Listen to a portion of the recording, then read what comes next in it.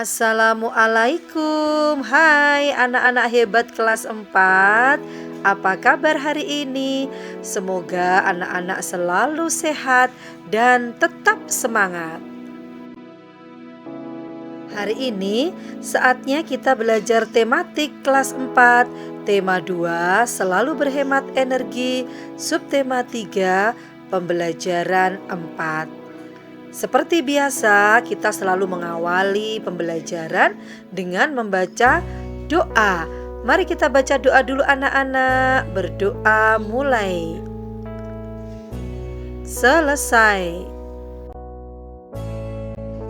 Ada 4 tujuan pembelajaran yang akan kita capai pada tema 2, subtema 3, pembelajaran 4. Silakan anak-anak bisa membacanya di sini. Pada pembelajaran 4 ini, kita akan belajar tentang pelaksanaan hak dan kewajiban dalam pemanfaatan energi. Masih ingatkah anak-anak pengertian hak? Hak merupakan segala sesuatu yang harus kita peroleh. Dan masih ingatkah apa pengertian kewajiban? Kewajiban merupakan segala sesuatu yang harus kita lakukan.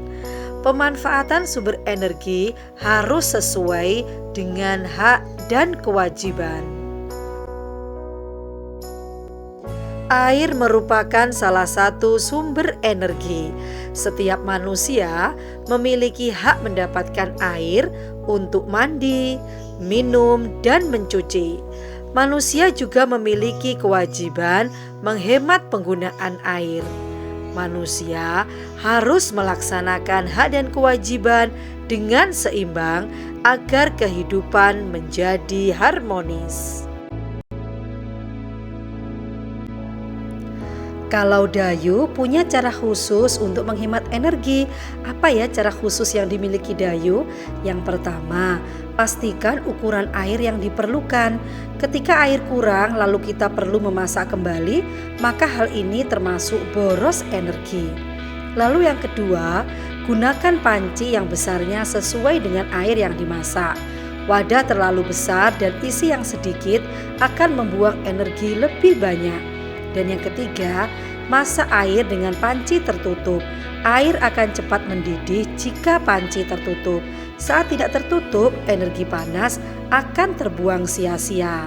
Nah, anak-anak, hal itu bisa kita contoh, kita lakukan di rumah ya. Sebagai anggota masyarakat, kita memiliki kewajiban dalam menghemat energi sekaligus memelihara lingkungan. Berikut ini kewajibannya. Yang pertama, untuk penghematan menggunakan air sesuai kebutuhan. Yang kedua, untuk menghemat listrik, mematikan lampu jika tidak digunakan. Ketiga, untuk menghemat BBM atau bahan bakar minyak, menggunakan kendaraan hemat energi. Yang keempat, tidak membuang sampah atau limbah sembarangan. Yang kelima, membangun rumah yang menggunakan cahaya matahari sebagai penerangan di siang hari. Keenam, mengurangi penggunaan energi.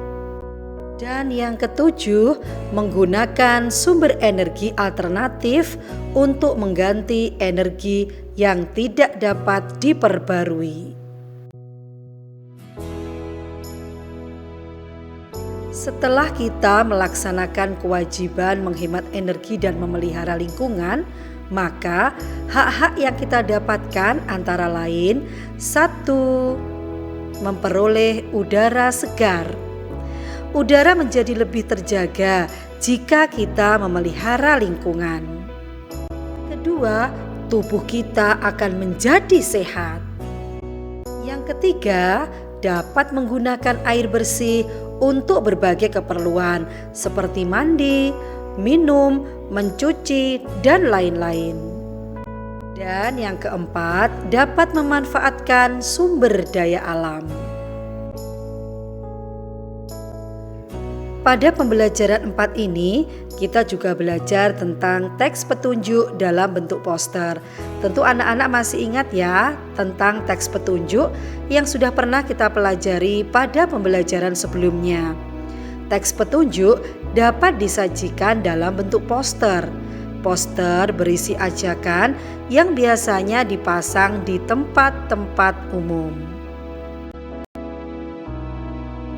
Berikut ini kriteria yang harus dipenuhi dalam membuat teks petunjuk berbentuk poster. Yang pertama, kalimat yang jelas dan mudah terbaca. 2. Kombinasikan tulisan dan gambar. Kombinasi keduanya harus seimbang dan tidak boleh berlebihan. Yang ketiga, sesuaikan isi poster dengan selera pembaca. Dan yang keempat, kombinasikan warna dengan tepat. Berikut ini saya berikan beberapa contoh poster petunjuk menghemat energi.